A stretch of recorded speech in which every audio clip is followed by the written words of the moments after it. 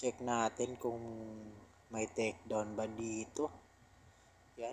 Nandito yung galamay niya. Sana may takedown na magaganap.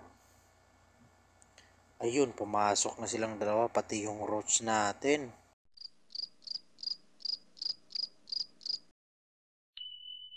Yo, what's up guys? Exomatic TV here. For today's video is check natin yung ating Meridionalis. Ito yung setup niya.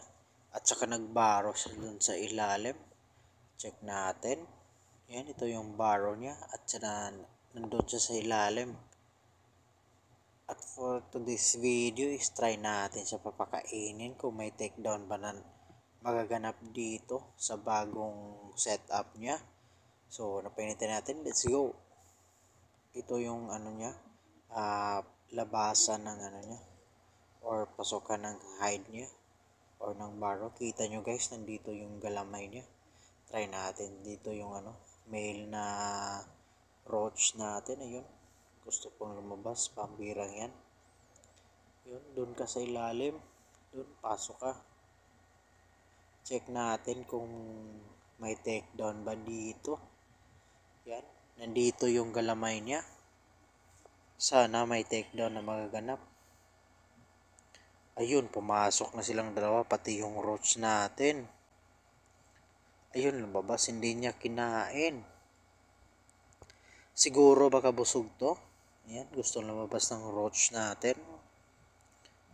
Yun, labas ka. Pambirang yan. Balik ka dun sa loob. Dun ka, pasok. Yun, yung roach natin is nandyan na sa ilalim. Kita nyo guys, nandun siya. Yun, mag-focus ka naman, camera. Ayun. So, walang nagaganap na takedown sa ating Meridionalis. Yun, update lang to sa kanya guys. So, walang nagaganap na takedown.